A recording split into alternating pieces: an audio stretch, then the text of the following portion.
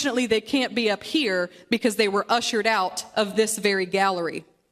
The same people who work tirelessly each and every day for their right to better pay, better working conditions, and stronger collective bargaining rights. It's a slap in the face to them and sends a clear message that you do not see them and you certainly do not care about them. This is not what this General Assembly or Ohioans should ever have to tolerate. Our job as state representatives is to represent the people of Ohio, not out-of-state billionaires or extremist special interest groups who want to stop Ohioans from deciding the laws that we live under. We have a responsibility to uphold Ohio's Constitution, and to undermine our founding document is a dereliction of your duty. It is a dereliction to the people that sent you here to represent them. You are here because of them, and the majority of you seem to be forgetting that. We've trusted Ohioans for more than 110 years to empower themselves with this process, and Ohioans have not, I repeat, have not abused this process. Only when they seek to protect their fundamental freedoms, to reproductive freedom, do you then decide that you don't want to represent them anymore. This bill is destructive, period. It would destroy the foundations that make this state so special, so diverse, and so amazing. It would destroy Ohio's position as a national economic leader. Decades of hard work by Ohio's entrepreneurs, workers, businesses, and even politicians will be flushed down the drain if this bill is passed and Ohio is placed under minority rule. Businesses will be apprehensive about investing in a state run by extremist politicians who flip-flop on their very positions as they try to consolidate all of their power and undermine the people of Ohio. Once the heart of America, Ohio has become America's heart of corruption. Mr. Speaker and members of this General Assembly, no, better yet, to the people of Ohio who were just kicked out of this very people's house and down there in the rotunda right now making their voices heard. I urge you to protect Ohio. It should be notated again that the people are not in here. We're hearing them from down there where they've been locked out by these very doors. So the people of Ohio, we need you to stand with us to protect our state, protect our Constitution, and protect our people by voting no in August on this undemocratic, unfair, and unpopular bill. The chair recognizes Representative Gerald. Thank you, Mr. Speaker. Today I rise to say democracy will not die in Ohio without a fight. As I hear the voices in the atrium and looked in the gallery this afternoon, the Ohioans I saw were heroes. These heroes didn't leap tall buildings or wear boots and capes.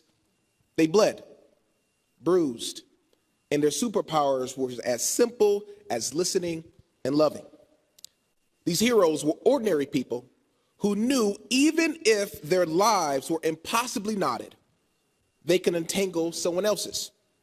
And maybe that one act could lead someone else to rescue you right back. So today I stand with these heroes to say that Senate Joint Resolution 2 is undeniably undemocratic and a clear attempt to silence the voices of the people we all serve. Now, as my grandmother Maddie used to say, Mama, you didn't raise no fool. And guess what? Ohioans across the state are not fools either. This effort to concentrate power in the hands of a select few undermines the very principles of our democracy. It is a clear attempt to shred our Constitution and take away our right to decide what happens in this state. It is a fact that not too long ago, people like me, a black person, were not allowed to speak in the halls of institutions such as the Ohio Statehouse. Many of us in this chamber were seen as second-class citizens and were denied the basic human rights and liberties that many others took for granted. Our voices were silenced, and our lives were devalued simply because the color of our skin. In fact, Mr. Speaker, in 1962, the Student Nonviolent Coordinating Committee, or SNCC, began conducting voter education registration drives in Mississippi using the slogan, "One person, one vote." It's those leaders which shoulders I stand on today. One person, one vote. This principle embodies the idea that every citizen's vote should carry equal weight and that no person's vote should be worth more than another's. This principle is vital for democracy as it ensures that everyone has an equal say in how our state is governed. It ensures that the majority opinion of the people is reflected in the decisions made by their elected representatives, and that every citizen has a fair chance to participate in the political process. As elected leaders, who are we if not servants of these people? It is our duty to represent and give voice to all citizens in the state, regardless of their background or circumstance. Let us not forget the words inscribed on the Statue of Liberty. Give me your tired, your poor, your humbled masses yearning to breathe free.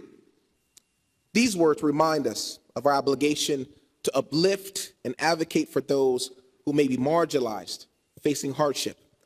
As leaders, it is our responsibility to ensure that all voices are heard, and that everyone has the opportunity to thrive in our state. HJR 2 is the antithesis of everything we stand for as elected officials. It undermines the will of the people by making it harder for people to put issues on the ballot, by burning the signature gathering process, removing the cure period, and requiring 60% voter approval for future amendments.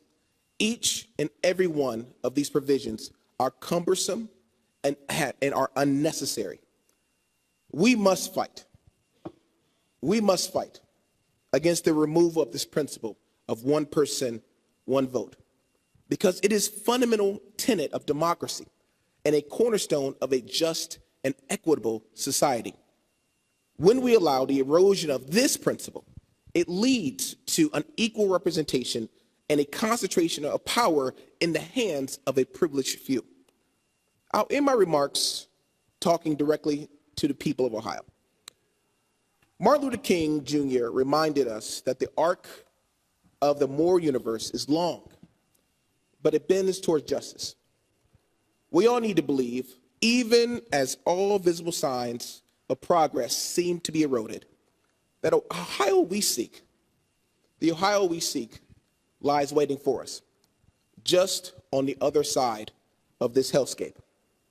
So I ask every single Ohioan who is fighting, who don't believe in SJR 2, to stay in this fight. We are right there with you. I oppose this undemocratic, unfair, unnecessary, unwanted, and unpopular resolution, and I believe the people of Ohio will too. Thank you, Mr. Speaker. The chair recognizes Representative Click. Thank you, Mr. Speaker. I appreciate the opportunity to speak in favor of SJR 2, and I thank you for bringing this to the floor. And I've listened today as my Democratic friends and colleagues have spoken very eloquently about one person and one vote, about democracy, and about allowing all voices to be heard. And I will say that I concur. And I remind you that this body does not have the ability in ourselves to raise the bar in order to protect the Constitution. That's why it's going on a referendum where we want the people of Ohio to speak. And it is the people of Ohio that will decide if we raise the bar to 60% to protect our Constitution. And I think it would be completely undemocratic to deny them the voice on whether or not to protect their Constitution.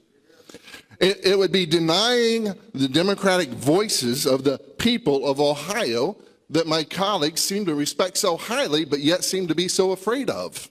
Why are we afraid of letting the people of Ohio decide if we should protect the Constitution of the state of Ohio? I am not afraid of the people. I trust the people of Ohio to make the right choice to protect the Constitution, and therefore I say we should give one vote to every person in the state of Ohio, one person, one vote in order to protect the Constitution, and I recommend the passage of SJR 2. Thank you, Mr. Speaker.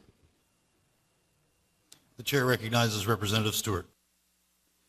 Thank you, Mr. Speaker. I have spent 6 months listening to quite a bit of overheated rhetoric, and we've had quite a bit more today. But no amount of hyperbole, Mr. Speaker, can change the fact that SJR 2 on its own changes nothing.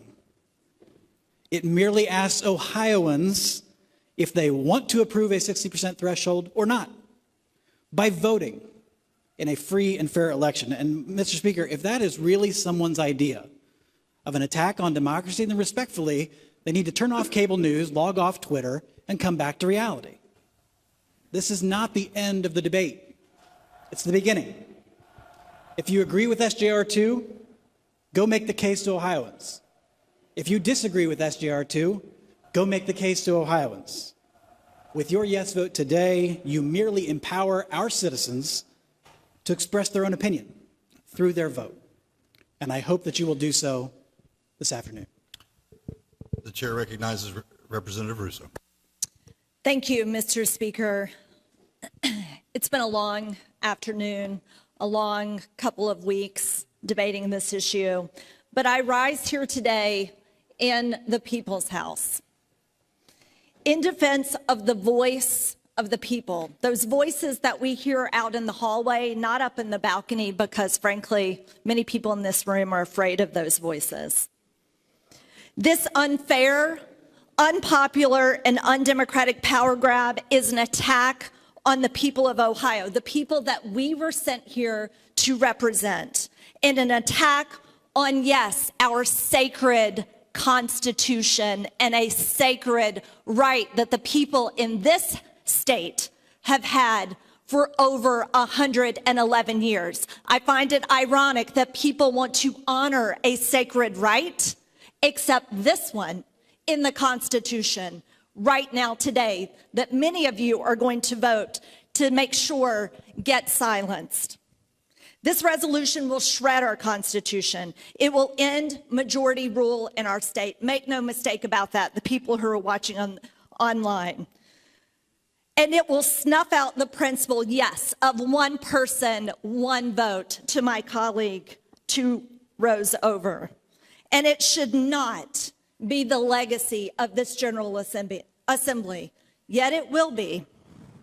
For over 111 years, the people have had the freedom to change their government when the government is no longer working for the people.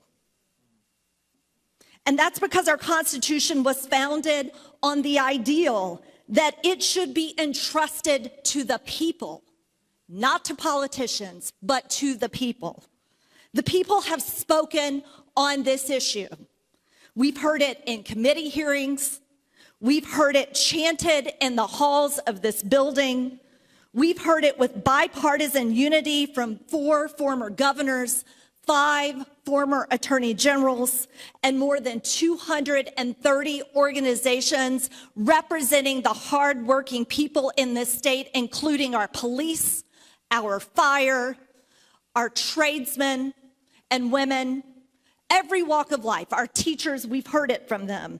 And they have all told you that they want to continue to protect their freedom, to make their own decisions that affect their lives, and to protect their right to direct democracy. But some in this chamber have decided to ignore the people. Instead, what you want to do is listen to some of the extreme groups that you are now afraid of. So you're rewriting the rules right now, as we speak, to take the power away from the people only so you can give yourselves more power. Make no mistake, hardworking Ohioans in our factories, our farms, our classrooms, and small businesses, they know exactly what extremist and special interest groups are up to in this state. And they say no, and they will continue to say no in August. These groups are the same ones my colleagues who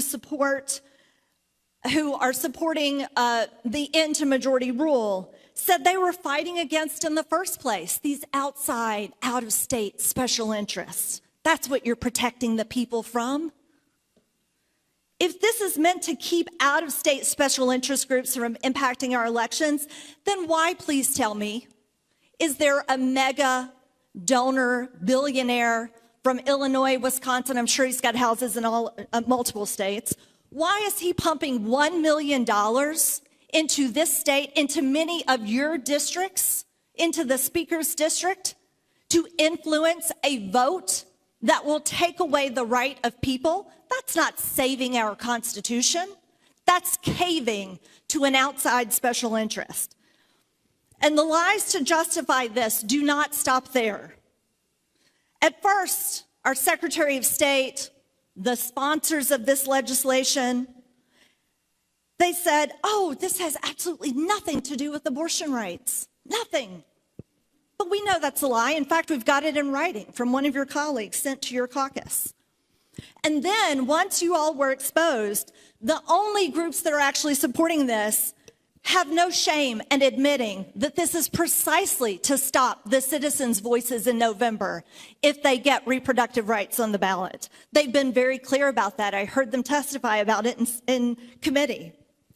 And then, to make matters worse, some in this chamber are even flip-flopping on how they feel about August elections. You've protested August elections. They're bad for the people. The turnout is bad. They cost too much. They put a burden on our boards of elections. But yet many of you just put that right back into the bill. And guess what? You will still vote for this bill at the end. And so I ask the members of this chamber this question: how stupid do you think the people of Ohio are? Do you think that the voters do not see through exactly the lies that you are feeding them? The people deserve leaders they know are fighting for them and looking out for them, not leaders who feel that they are untouchable and unaccountable to the people, to anyone except their own party. Some of you are afraid of your own party and party leaders, and to these extremist groups. Not leaders who treat the people of this state like pawns being played in culture war games. The people will not forget the lies they are being fed today. I know the people will not forget these lies.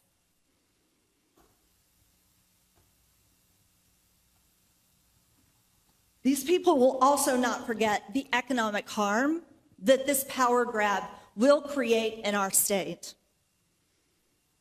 And by the way, if you truly believe in one person, one vote, why are you so afraid to send this to a general election ballot? Why are you insisting on send it to August when you know the turnout is bad? Why are you so afraid of that? That is disingenuous, and you know it. I know it, and most importantly, the people know it. So colleagues, friends, people who are watching this, the people who are out in the hallways, we know you've spoken, and we know you will speak again. We know that you believe in your Constitution and your right to defend and determine your future. We know that you believe in majority rule, not minority rule. We know that you believe in one person, one vote. The vote that you see happening here today on the floor will show Ohio. Are you with the people, or are you with extremists and special interests? I urge this body to vote no. Thank you, Mr. Speaker. The question is, shall the joint resolution as amended be adopted? The House will prepare and proceed to vote.